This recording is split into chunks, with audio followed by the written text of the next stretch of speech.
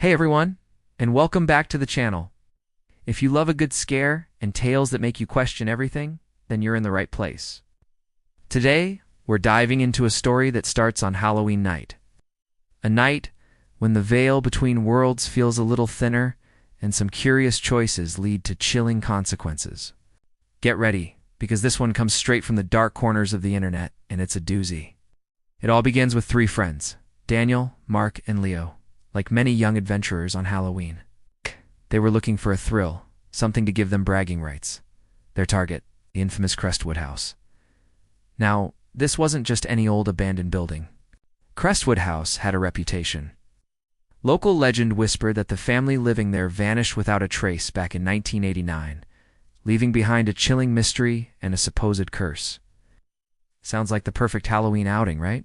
Not so fast.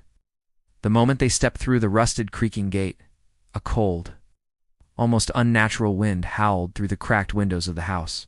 It was as if the old building itself was exhaling, a long, weary sigh greeting their intrusion. You know that feeling when you just no you're not alone, even if you can't see anyone? It's what they felt. Inside, the air was thick with dust and a heavy silence. The wallpaper, once probably vibrant and cheerful, now peeled away from the walls like old shedding skin, exposing the forgotten layers beneath. Every step they took on the ancient floorboards was met with a groan, a protest from the house, echoing their own nervous heartbeats.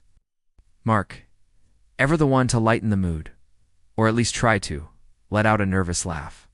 His flashlight beam danced across the decaying interior, finally landing on the grand, sweeping staircase. That's when things got truly unsettling. Faint, ghostly children's handprints trailed upward, almost as if someone had dragged their little fingers along the dusty banister, leaving streaks of dried brownish residue. It was a stark reminder of the lives once lived there, now long gone, or perhaps still lingering. They decided to climb.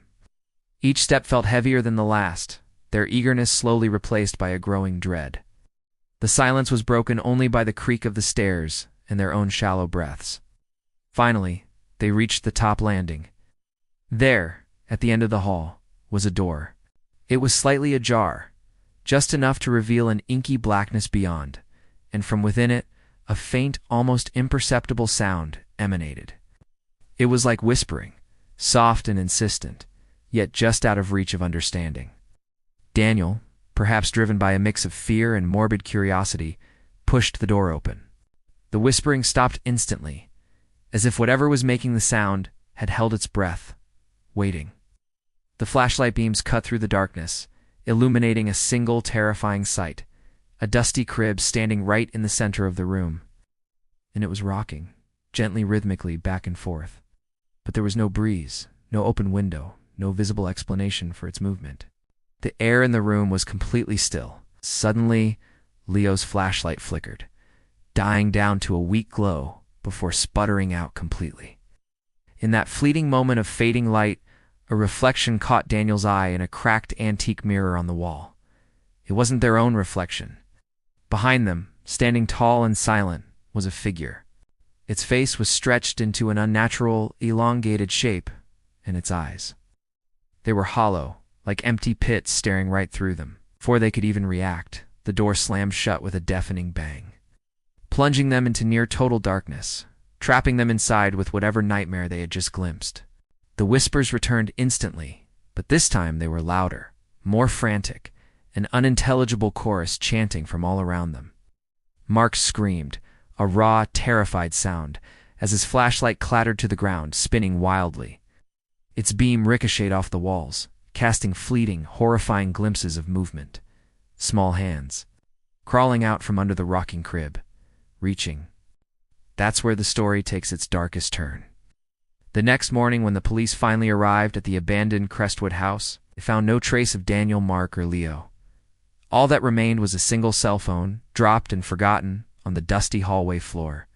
Its camera app was still recording, a silent witness to the terror. The footage showed nothing but the empty hallway. But in the background, faintly, chillingly, you could hear it, echoing cries, and the steady rhythmic creak of that rocking crib. What happened to them? Did the house claim them? Are they still there? Another part of the chilling history of Crestwood? We may never know. But this story serves as a stark reminder. Some places are better left undisturbed, especially on Halloween night. What do you think really happened at Crestwood House? Let me know in the comments below. And if you enjoyed this spin-dingling tale, please hit that like button, subscribe for more terrifying true stories and urban legends, and ring that notification bell so you don't miss our next adventure into the unknown. Thanks for watching, and stay spooky.